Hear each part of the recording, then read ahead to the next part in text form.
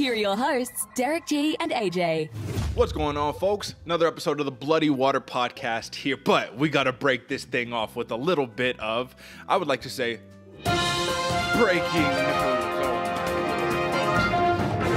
So, folks, clearly unconventional start to the show. Of course, I got to bring in my co-host, the Santa Fe bomber, the New Mexico native himself. AJ, right off the bat, we got to break down a little bit of news, brother. Let's talk about it. Jon Jones, Ciryl Gane announced March 4th for the heavyweight championship of the world. And before we break anything down here, brother, the number one thing we need to talk about is this comes with the stipulation. They didn't say interim championship. They didn't say title eliminator. They said heavyweight championship of the world. And what does this insinuate? Francis Ngannou no longer with the company. Brother, talk to me. Thoughts immediately off the bat. What are we thinking about this? Once I saw the drop actually come from Jon Jones versus Ciryl Gane, once the news hit the media cycle, my mind was blown, man. We're actually going to see Jon Jones talk about it. In the beginning of this year, Derick, I asked, will we see Jon Jones fight in 2023? I've talked to a lot of different people. Nobody thinks it's going to happen, but finally we have a date, man. Finally we have a venue, and finally we have an opponent. It's going to be very interesting to see. And even a couple weeks ago when we saw Francis Ngannou with his mom wearing the PFL shirt, things were being foreboded. Excuse me. Things were being foreboded to show that maybe even Francis Ngannou is stepping out. So it seems like it is, man. This is crazy. I'm excited to hear Francis' side of the story. And the big question that comes to me, what about Stipe? What about Stipe, man? There is so much strife going on in the heavyweight division. It's exciting. I'm glad you brought it up. It's breaking news to start this story, Derick. Bro, what happened to Stipe? That is a great question. Has my man just like low-key retired and just walked into the sunset? Maybe. But the number one point is Jon Jones has not competed in a UFC bout, man, since February 8th of 2020, and that was when he got that close victory over Dominic Reyes, man. So at this point, we're literally going to be over 3 years of inactivity. Before you step it in against a heavyweight who arguably, a round or two differently could be the champion right now. He could have beat Francis Ngannou. We're talking about Ciryl Gane here. So I think this is just blown up, man. Crazy, because the number one thing that we need to take into consideration before we jump into this week's show is that the UFC has hands down the scariest heavyweight on the planet as their heavyweight champion, and did whatever they could to kind of just like not jeopardize that, what's a better word to use? The UFC did anything in their power to discredit him as being the best fighter. Dana White even said he wants to go fight lesser opposition for more money. And AJ, my question to you is, when have we ever seen a company get their own Mike Tyson and do whatever they could to just like get him out of the promotion? Yeah, never. Most people try to hold on to the cash cow, Derick. Most people try to ride it into the sunset. But for some reason, the UFC really did everything possible they could to slight Francis Ngannou and make him, like you said, discredit him against all the rest of the fighters, man. Very interesting play.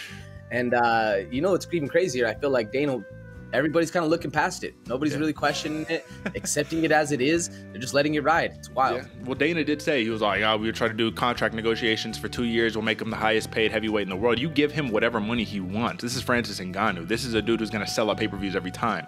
I don't understand it. I'm sure we're going to get more information here in the upcoming future about Francis Ngannou's side specifically, but what a way to start off the week, brother. But that's not what we're here for. So breaking news aside, let's get into it. Brother, look at the scoreboard below, 3-2. We're no better off than we were last week at 0-0, because it's still 0-0 here. But what is good is that we ended the year at over 60%, both of us respectively. Well, guess what? We start the year at 60%, on the nose right there. So let's talk about it a little bit. Folks, we're going to jump into the madness of UFC Vegas 67. But before we jump into that, subscribe if you haven't subscribed yet. Come on, what are we talking about here?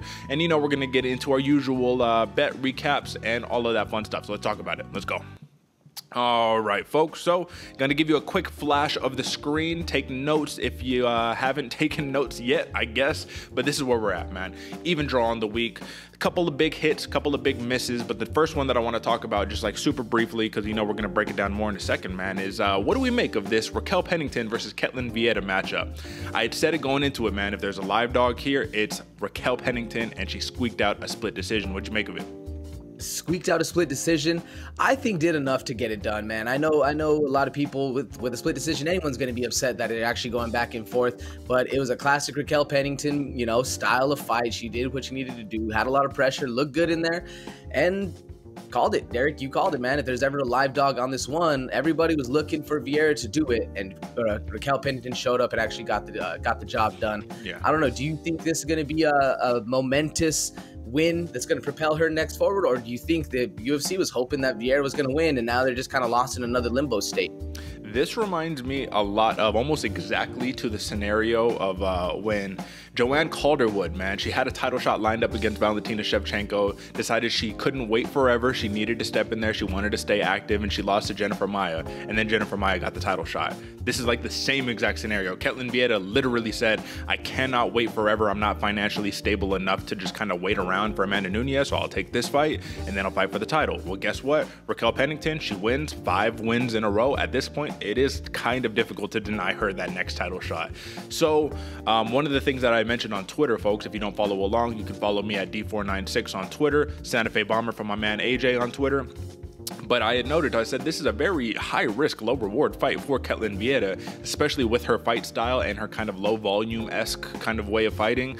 The judges, man, they always seem to have a hard time figuring it out for Ketlen Vieira. And I'll just say, Raquel Pennington, man, she capitalized on the moment. So it's a beautiful thing. Either way, the point is 3-2 across the board. We're going to talk about this a lot further in depth with all of these matchups. But main event, man, Nassourdine Imavov. In one sentence, just tell me, like, were you disappointed? Is this what you expected? Did Sean Strickland overperform? What do you think? I think the biggest, I was actually going through this back and forth of what could of Nassourdine Imavov done a little bit better. And I think not fighting Sean Strickland's fight. Yeah. Because that was a Sean Strickland fight from the jump, and Nassourdine threw his entire game plan out the door. Yeah. That's what happens, man. And Sean looked good, so you can't blame him. That's right. And one more flash, the other big one here, Roman Kopylov. My man AJ predicted it perfectly. TKO victory over Punahele Soriano. It was a masterclass. It was beautiful. We're going to touch on that more in 1 second, but the big thing that we need to take away is the prop recap. All right, AJ, we ended the year a little rough last year. Coming into this year, not terrible, but under 500, 2-3 a pop for both of us. I will say I hit on the Ige TKO, so did you. You hit perfectly on that Kopylov TKO, and Sean Strickland by decision. I mean, that was almost the easiest money you can call right there. So there was the screenshots. That's the accountability. Now let's talk about these cards in depth. Let's go.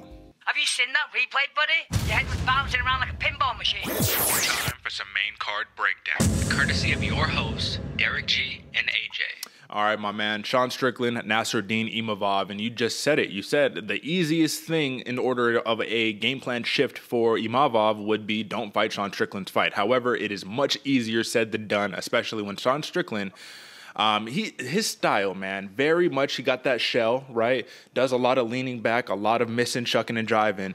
And that's the thing about Imavov that the commentary team was saying the whole time, too. They're like, why is he headhunting? I'd like to see him attack the body more, because fighting a guy like Strickland, who fights so tall, who does such a good job of rolling with punches and shelling up, it's hard to hit him in the head. But Imavov, I think, got lulled into what I had mentioned previously. He got lulled into the firefight, he got lulled into the brawl, and then he got basically outpointed by Sean Strickland for 5 rounds, more or less. I mean, did you see it any different? No, man, that's exactly it. I mean, even when Imavov started off round 1, he was bouncy, he was light on his toes, he was throwing kicks, he was looking good. And then about 2.5 minutes in, you just see him start winging punches left and right. And it makes a little sense when you've ever been in there standing there and you're trying to pick point, you're trying to be precise in your attack, and this dude just keeps throwing 1s and 2s down the pipe and there's nothing you can do about it. I mean, it makes little sense why you're going to get frustrated, but it's up to Imavov to not get frustrated and fight your own fight. And we saw exactly what happens when you don't do that and you get picked apart and outpointed by Sean Strickland. It's a rough start to your year for 2023. This is the biggest thing that concerned me, is that obviously this fight got moved up to 205 pounds because it was short notice. Sean Strickland wasn't going to be able to make the 185-pound limit. So when they weighed in, Sean Strickland came in at 204. Imavov came in at 194. And I was like, okay, I like that you're staying light. You don't want to get too heavy, of course. But when it came down to some of their grappling exchanges, clinching situations, especially as the fight went longer and longer, I was like, that's 10 pounds, bro. That's got to be playing a factor right here, because Imavov you could see him get clinched up against the cage and try to do whatever to squirm out, and Strickland was just holding him like, nope, you're not going nowhere. if that were you, AJ, and I know we're not professional fighters, man, so this is literally armchair quarterbacking at its finest right here. Do you try to go heavier? Do you try to match the weight of Strickland? I mean, what would you do in a situation like that? Man, I think you go in as hydrated and as comfortable as possible. You don't want to be too heavy. You don't want to be waterlogged. You don't want to have this extra, weight that you're carrying around. But at the same point, we saw it in the fight, Derick. Sean Strickland would literally grab Imavov and just walk him back. Literally just put him against the fence wherever he wanted, take whatever kind of control. And I think the weight right there did have a lot to play into that. So as a coach, as a fighter, as somebody who's looking to do that, yeah, you want to be heavy because in the wrestling and in the grappling and in that, the weight really does matter. But if you're striking, then it doesn't. So which game plan do you want to face? Which bear do you want to tackle first? And I mean, me personally, man, I think you stay lighter, you stay attacking, but then you got to stick with that game plan the entire time.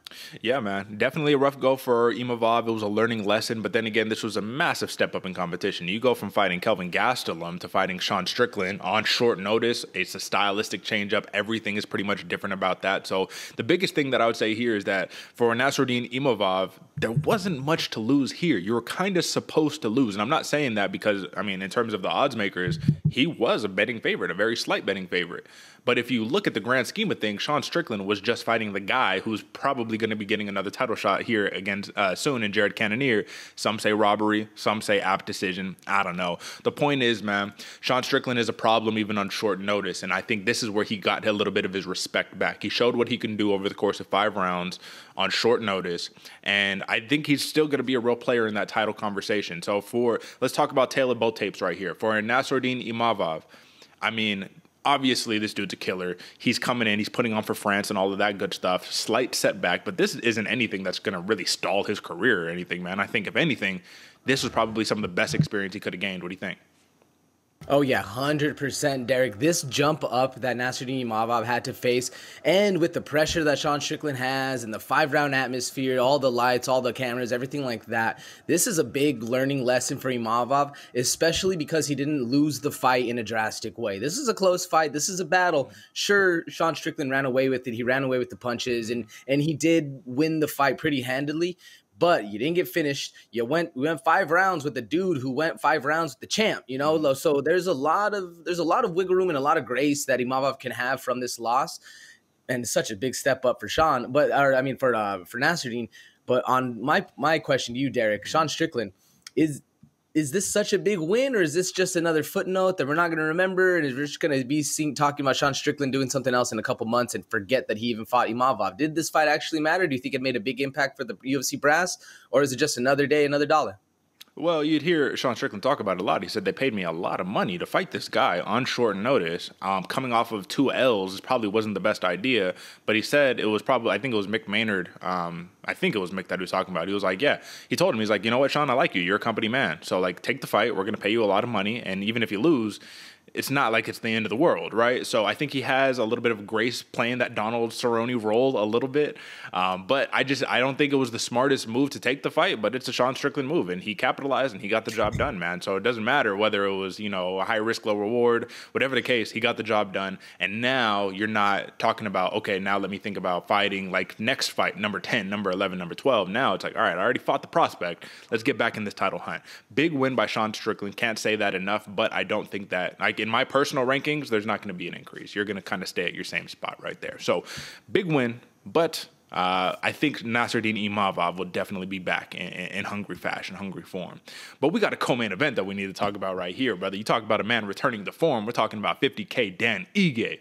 I mean, this is another one that we both kind of called here. I had said this is the fight. This is the get-back fight for Dan Ige. Damon Jackson's a dangerous man, but he's going to have to get the fight to the ground. And we saw very early on that was much easier said than done. How impressed were you with Dan Ige's takedown defense?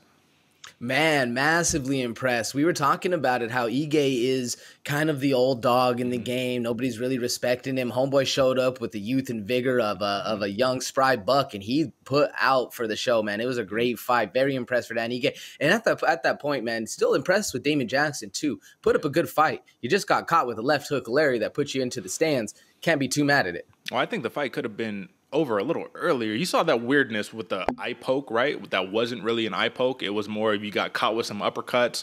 It happens, man. Those gloves are pointy, especially when they haven't been broken in well. They are pointy. They are sharp. And if you saw Damon Jackson's eye was red up. Something happened there, but it wasn't an eye poke. So I actually wanted to ask you about that real quick. What do you make of that? Like in competition, right? It's not, even the referee warned him, oh, it was your glove. Well, there's no rule that says if the glove hits him in the eye that it's illegal. I didn't poke him. I didn't do anything like that. It was in the punching action.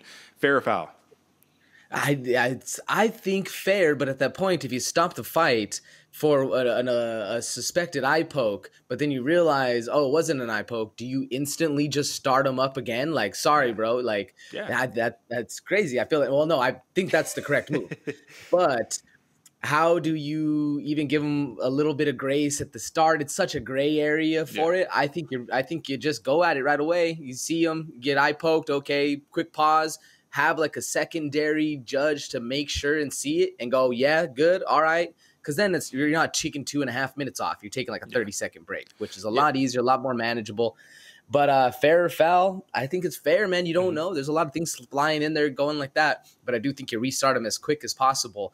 I don't know if that's going to be the normal take, though. I think a lot of people are going to be asking for not a restart or like a little bit more pause and stuff like that. I don't know. What do you think? Damon Jackson got a couple of minutes, man. I think that it's like, that it's the unfortunate nature of the game, man. You got hit with something unintentional. It was in the punching motion. Now you have to fight. It doesn't matter if you're impaired or not. There was not anything illegal. No infraction took place. I think that it was fair for Dan Ige right there. But we did see the knockout power on display.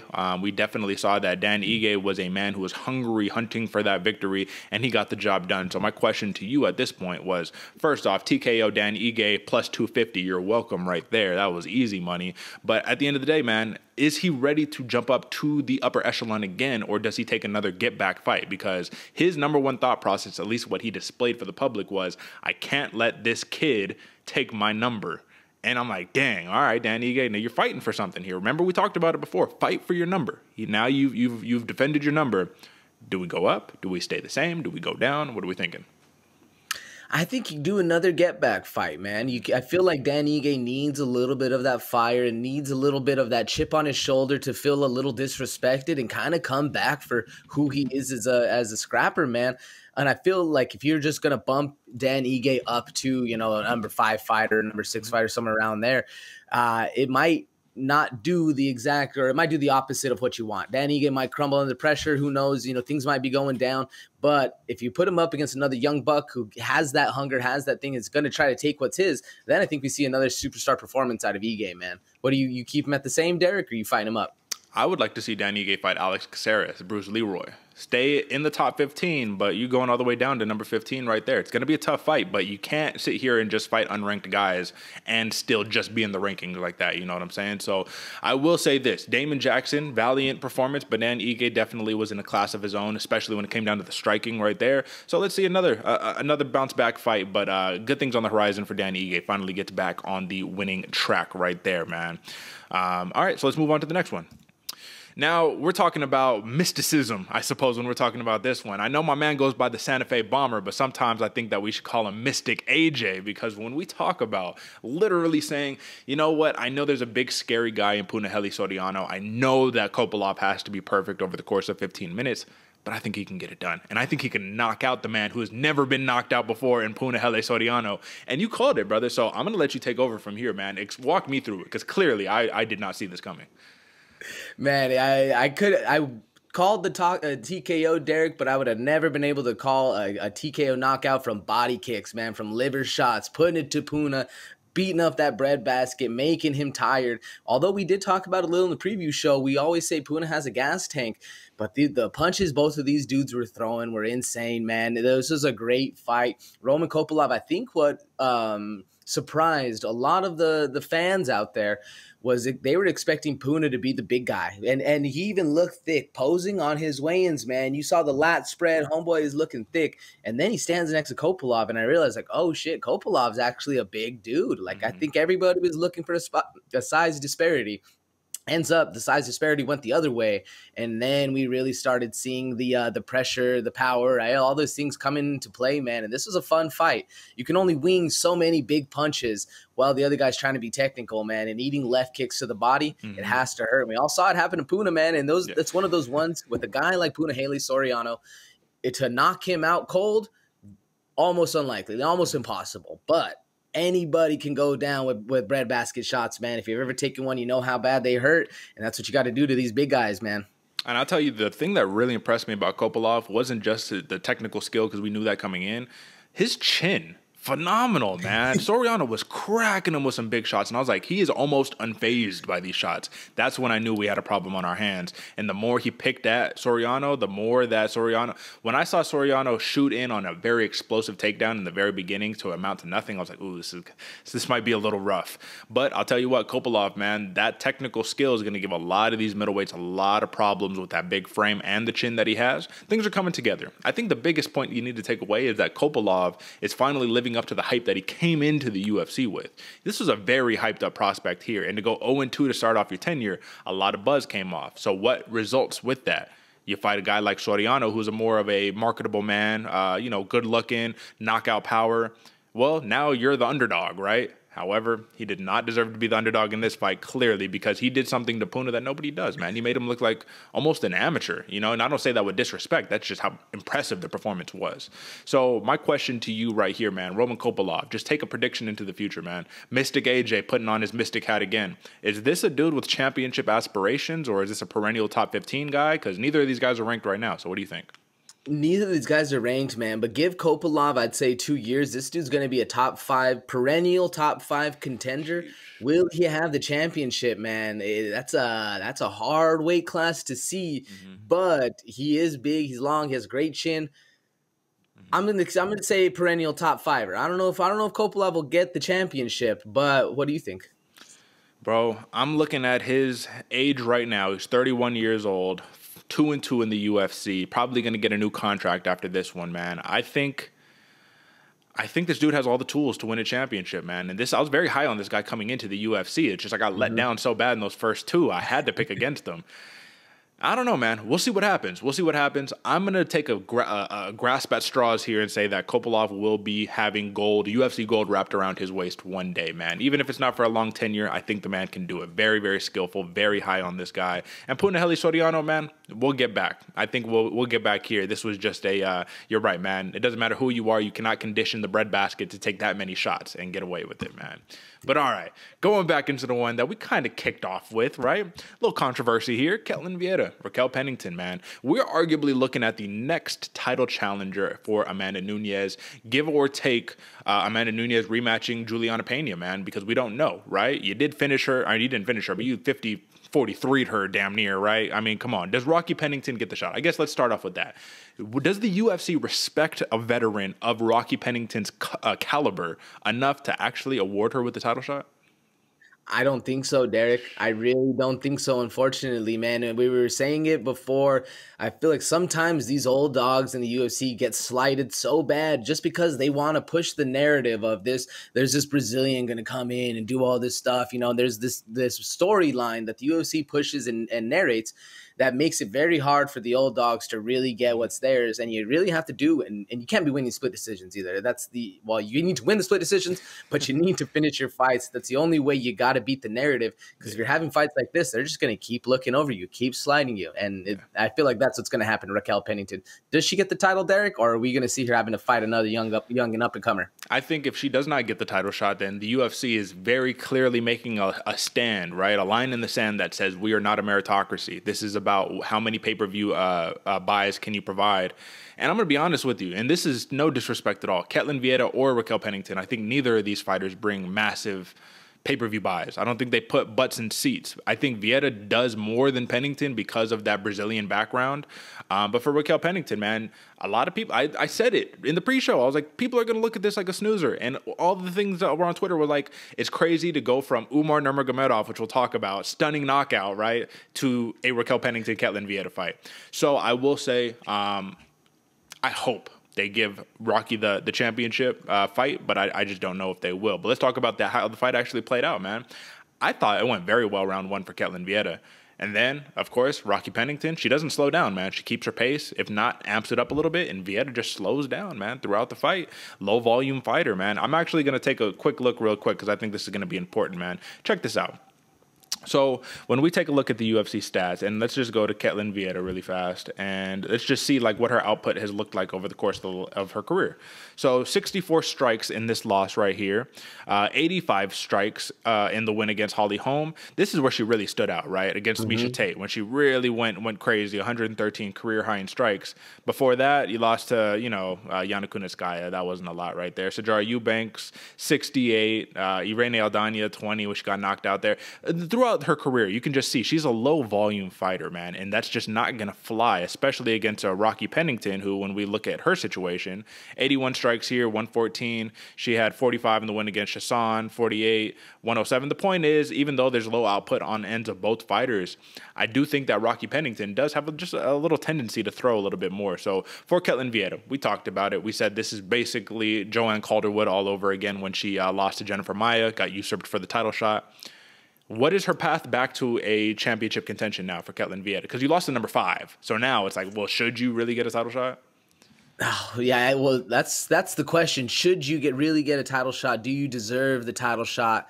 I think the only way we're seeing Ketlen Vieira really come back to title contention, man, knockouts. I'm trying to see the division right now. I'm struggling pulling it up, but if Ketlen Vieira can string together, let's just say 2 knockouts, right? Or a knockout and a submission and really start doing it, then I think we're starting to talk about getting her back in there. But to that point, who are we looking to see her knock out? Because there's a lot of fighters in that division that, one, are kind of stagnant and not really fighting, or already linked up, haven't, you know, you fight them already. There's not going to be fighting you. You're not going to go against Holly Holm again, Irene Aldana again, Amanda Nunes, Julianne Payne once they figure their thing out. So you're going to have to fighting down. Maybe a go against a Carol Hossa or, you know, one of these younger up-and-coming fighters. But then you go into the same aspect we are just talking about. Yeah. You're going to be the one pushing the narrative, and then somebody else comes, steals your spot again. You're back to the same exact spot. I don't know, man. Knockouts, I guess, in a long-winded answer, that's the only way we can really see her going against the narrative of the split decision, uninteresting fights that we saw all over Twitter. Do you see another way? I'll tell you what, man. I think that this is less of a Ketlen Vieira problem and more of a stagnant women's bantamweight division problem for the UFC. They all fight each other. Nobody really does anything. Nunes has basically just dominated the division. Unless she just keeps fighting the same people she's fighting, man. Unless you move to a different promotion or whatever, I don't know. It's going to be tough, and it's going to take a long time and a lot of years off of her career, in my opinion. So we'll see what happens. But good news is Raquel Pennington, man, should be next up for that title shot. So let's see it. And then, man, to kick off the card, oh, God, I talked about it in depth. I said, Raoni Barcelos, you should never make this man a plus 600 underdog, minus 1,000 favorite for Umar. You're going to knock out Barcelos, a man who's never been knocked out? Yeah, he sure did, man. He put it on him. And let's talk about a combination of combinations right there, man. You throw a flying knee, mid-air for the flying knee, you decide, let me wing a left hook, catch him on the chin, and put a right hand to put him down. And he flatlined Raoni Barcelos, man. This was a very technical kickboxing match, pretty much no grappling involved at all, which I was a little surprised to see. But at the end of the day, man, these Nurmagomedov bros are just different. They're different, man. And Umar, he said it. He said it in the post-fight presser. He says, Ricky Simone doesn't want to fight me. I'm going to be champion. You're going to stay number 8. None of these guys want to fight Umar, bro, and for good reason. Nobody does this to Raoni Barcelos. And Raoni Barcelos just had a kid, so he's coming off of that dad power, man, and he still got flatlined. And I know that's mythical and it doesn't make any sense, but thoughts, reactions, talk to me, bro. I think it does make sense, man. Now you're fighting for something a little more meaningful to you in your life and those you care for, and you go out there and you get flatlined, like you said, by a very impressive mid-air flying knee transition that nobody saw coming as you get put out to sleep. Man, crazy fight. And what my biggest takeaway from this is how far the Nurmagomedov, the Russian Sambo, the smash style of fighters are growing, bro, are still continuously growing with other aspects of the fight game where nobody else is catching up to the smash style. It's even American wrestling has a hard time keeping up with it. Jiu-jitsu has a hard time keeping up with it too. I mean, in this fight, we didn't get to see the jiu-jitsu against the wrestling at all, but But the big thing is how good of a striker Umar Nurmagomedov is, because Raoni Barcelos can strike with some of the best of them. But you come in and you do that to one of the greats that has ever done it. Very impressive, man. Very impressive. Yeah, I have nothing else to say, but you got to watch out for these guys, man. Especially with Khabib stepping away and being like, yeah, I think I'm going to step away from coaching, spend more time with the family. Umar's all like, hey, Khabib, what's up, brother? I did it for you. You know what I'm saying? This guy is just different, bro. So you have, 3 Nurmagomedovs currently in the UFC? You got Umar, you got Saeed Nurmagomedov, and then you have Abu Bakr, right? All currently monsters. Abu Bakr is probably having the least success out of all of them. Saeed, he did lose to Barcelos himself, so it was avenging the Nurmagomedov name as well. But I'll tell you, these guys are nasty, man. You even got Usman in the Bellator, you know what I'm saying? I think he's champion right now, actually, speak of that. Either way, man, I think Umar Nurmagomedov needs, at this point, and maybe I'm speaking out of turn, top 5 opposition right here, bro. Like, just throw him to the Wolves. Throw him straight to the Wolves, and let's see what happens. Clearly, this dude's a stud, and even if he loses, any bounce-back campaign is going to be phenomenal. My question here, though, is, like, does the mythical, legendary Nurmagomedov Sambo Smash-style fighter turn, like, just cheater unfair mode when it's like you can wrestling stat 99, you know what I mean? Like grappling 99, striking now 99. Like you can't strike with them, you can't grapple with them. How do you fight these guys? It's literally a cheat code, Derek, especially because if you're having success on the feet, they just can do anything else and get you to the ground. And then now you're in deep water. Now you're struggling to stand up. Got the Dagesani handcuff on you while you're eating some knuckles to the face. These dudes are a problem, man. These dudes are a problem. And I think the only way you're going to have success stopping that kind of style of fighter is knees up the middle and putting them to sleep. There's going to be, if you leave them at all able to grab you, able to get a hand on you of any sort, you're going to be struggling, man. So you got to put them out and got to do it fast, or else it's hard to stay perfect against a fighter like that amount of time, you know? Absolutely. And you better land with that knee, because you don't land with that knee, they're taking you down. So I'll just say, man, Nurmagomedov is doing some pretty crazy things in the most stacked division the UFC has to offer. This dude, he's got some title aspirations for sure right there. And all right, folks, that is your main card breakdown. So once again, if you have not subscribed yet, you should absolutely subscribe right now. We know what the goal is. We need 1,000 subscribers this year. 1,000. So we're right there on track. Now let's get to 500 first, then 600, 700. You know how the story goes. All right, AJ, man, I actually wanted to talk about a couple of these prelim fights, and there's some legit action here, man. So let's start off with this. AJ, do you remember, and I'm actually going to make us a little smaller right over here, man. So hold on. Let me just get a little shift in so we can just like really appreciate this. In the pre-fight show, man, we talking about Javid Basharat versus Mendonca. What's homeboy's name? Mateus Mendonca, right? And Mendonca, man, this dude is a killer. You know what I mean? Lots of success, but he comes in here off of a devastating Dana White Contender Series performance, and he's, real amped up. And this is kind of the give and take of why you don't do ridiculous pre-fight shenanigans, because you're going to have to live with the consequences. So what does he do? He puts the gun gesture up to Javid Basharat, acts like he's going to, do what he does to him. This is mid-fight. Imagine just as like, at this moment, he knew. He fucked up. It's one of those, right? Because this is mid-fight. Javid, he gives it back to him. The referee's like, all right, bro, chill, come on. But on a scale of 1 to 10, how cold was this, man? This reenactment right here, how cold is this? Cold, Derek, cold, man. When I was watching the weigh-in, somebody made a comment. I'm hoping this is gonna be on the like what not to do fighters, or like one of the comebacks, man. And I was hoping that the Bash Bros, Javid Basharat, was able to come in and provide exactly that kind of situation. And sure enough, you can see it unfold right there, man. It is one of the best things in fighting when poetic justice comes full circle. I love seeing it. Don't act like a fool when you're weighing in, because you got to answer for it, man. You're still standing in there toe-to-toe with man, And this is my whole thing about it, is that it's like, and maybe this is crass of me. Maybe this isn't the way that things are done today, because at the end of the day, this is entertainment. But win with honor, lose with honor, right? You know what I mean? Like when you go into these fights, you should respect your opponent, because at the end of the day, even if you think you're going to smash them, like still have respect. It's the code, the Bushido code, right? But the reality is you want to be the star. You want to be the Conor McGregor. You want to say, I want to take this time to apologize to absolutely fucking nobody. Like you want that. But these guys that are coming up like that, now you just embarrass yourself. And now people know you as the guy that did that shit and then got clowned on after, And this is just icing on the cake. After the fight, even though he clearly lost the decision, both hands raised up like, yup, I did it. I'm just like, did you though?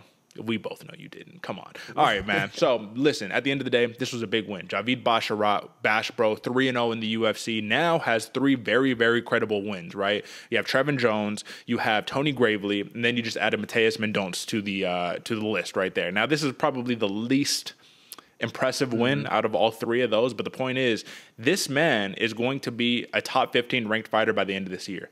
There's no ifs, ands, or buts, right? At least that's my take on it.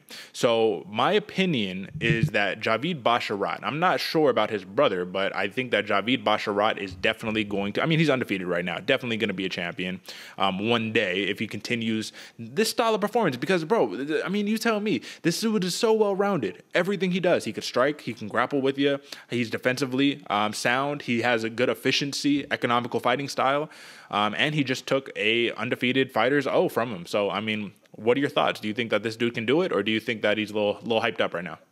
No, I think he can do it. Sure, the hype might be there, but I do think it's deserved, man. Basharat has a lot of skill going into things, and what I like most, Derek, you touched on a little bit, he makes reads, he sees things, he's analytical, he's playing the game of chess that we all like to play as you're fighting, and doing it well, man. And I'm excited to see where they put him up against next, to see the kind of level jump in competition they're going to give him, because I think he can handle a lot higher of those. Like you said, Mendonca might have been the least well-known, but Tony Gravely, there's other fighters in there that I think Basharat is going to have really, really good success in, and we're going to see some star-studded fights coming soon. That's right. That's right.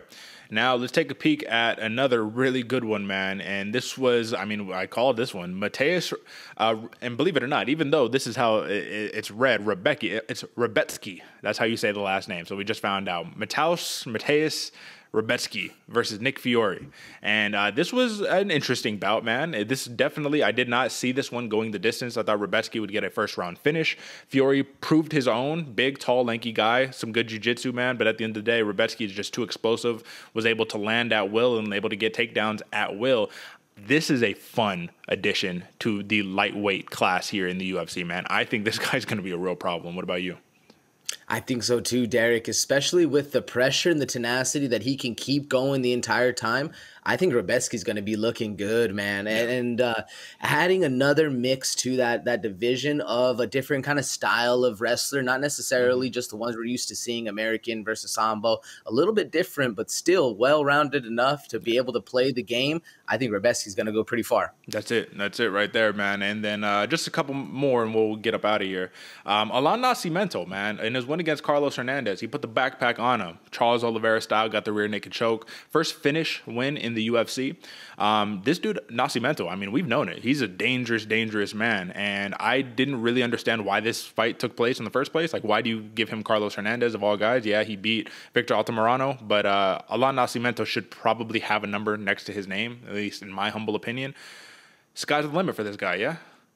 Yeah, man, at least if not a number, this dude should be fighting guys with numbers next to their name. Alan Nascimento is the real deal, and like you said, I didn't know why they were fighting him against Hernandez.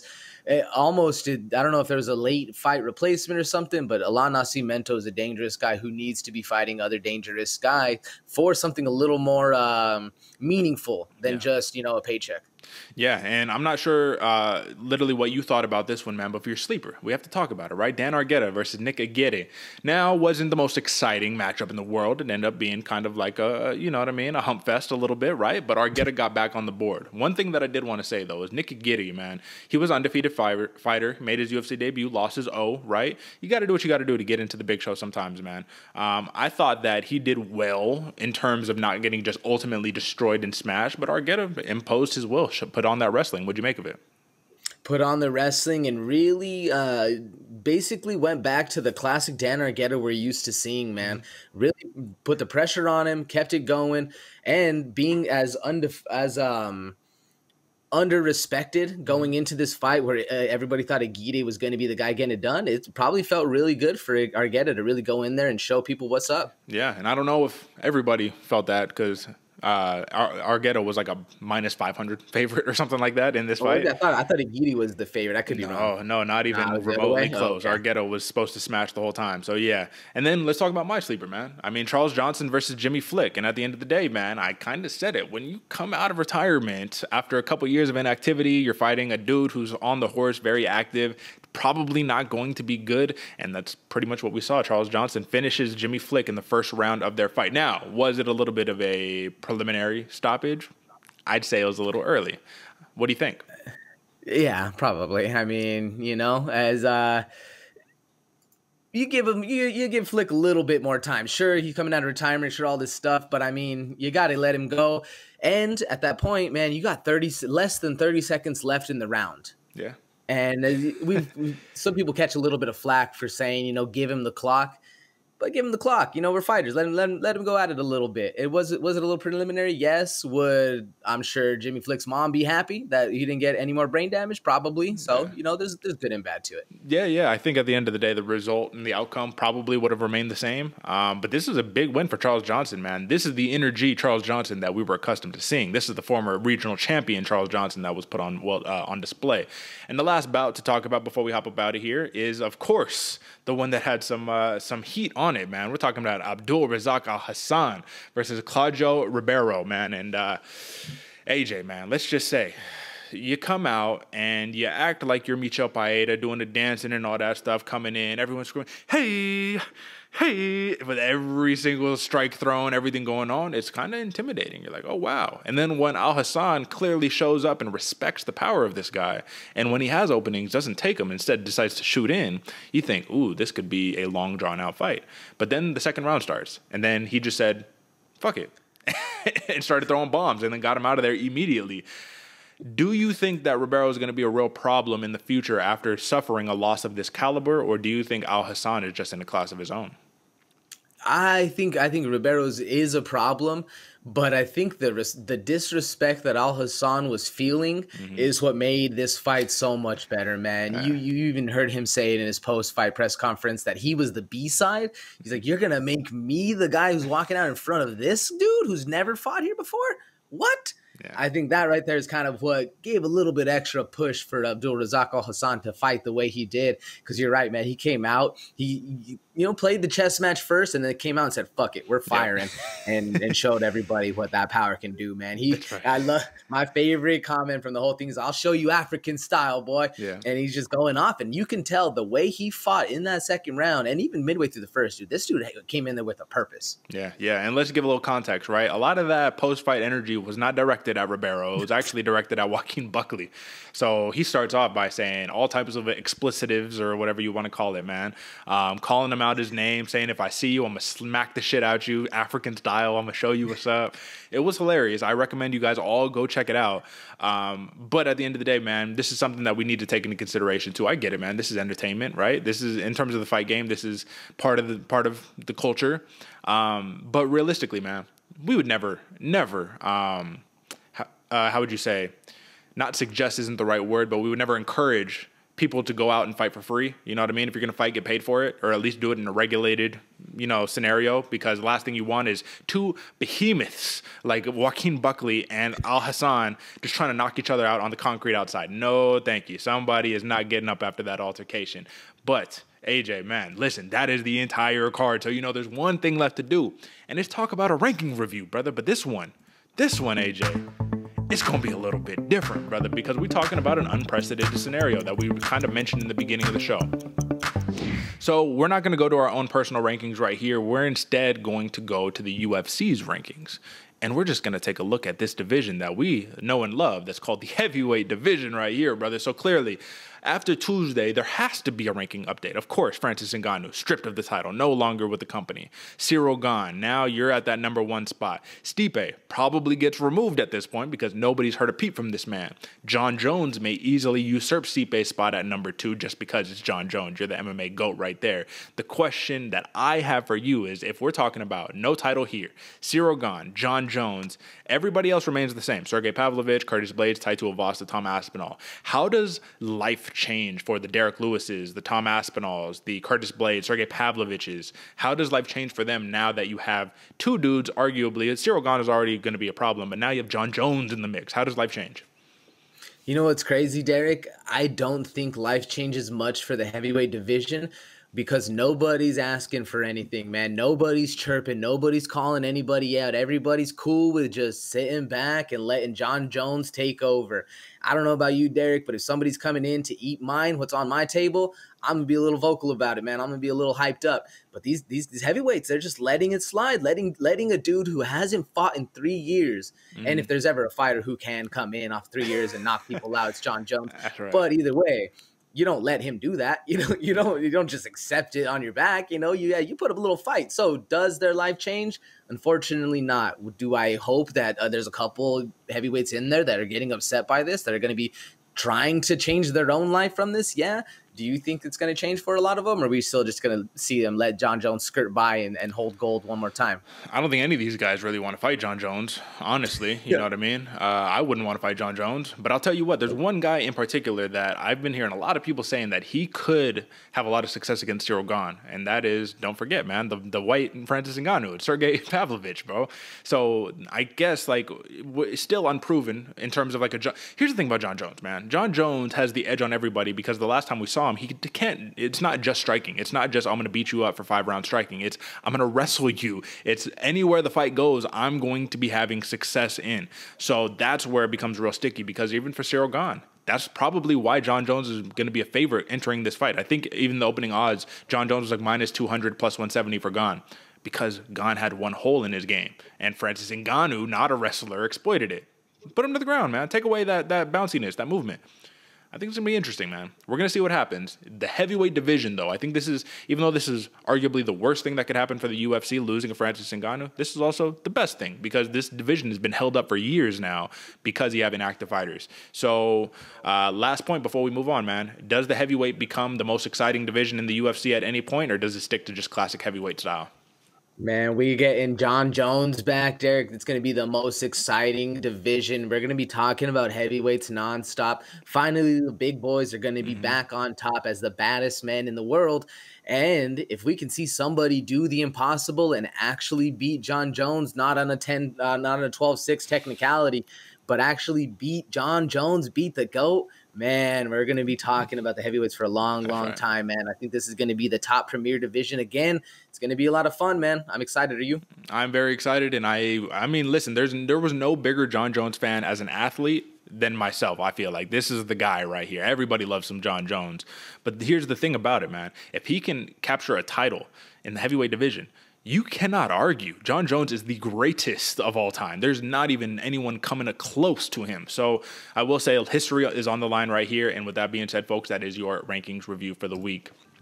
Now, interesting start off to the year, right? It was choppy for the UFC. Next week, we have a very, very fun matchup. We're talking specifically about a bout taking place in Brazil. We're talking Glover Teixeira and Jamal Hill. Gonna be fun.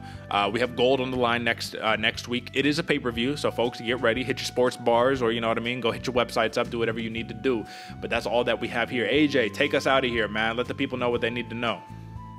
There you go, folks. You already know. You can see the links on the bottom. Make sure you're going over supporting everybody. You guys see we're on Twitch. We're out here on Instagram. We're going to be hitting up the YouTube Shorts a little bit more. So make sure you're going. You're sharing it with your friends. You can already see, folks, we're starting off at that 60% mark. So it's only uphill from here. We're going to be winning y'all some money each and every single week. Going to be providing the breakdowns. And as always, if you want an earlier little bit of insight, go hit me up on Twitch, Santa Fe Bomber, or twitch.tv/Santa Fe Bomber. Go hit up Derick. Go hit us up on Instagram. Let us know. Go share this with your friends and let us know who is doing that so we can give y'all a shout out, man. We know there's a lot of the supporters out here that are doing it week in and week out and actually winning y'all some money. So let us know who y'all are. Hit us up on Instagram. Hit us up in the comments on YouTube, man. We're always in there to watching and seeing, and we love and respect all of it, man. So I'm excited for this Glover fight that's coming in, man. It's going to be a real fun one. A lot of people are finally giving Hill the respect he has, or the respect he deserves. And Glover's always a beast, man. This is going to be a very fun fight, folks. Tune in, get excited.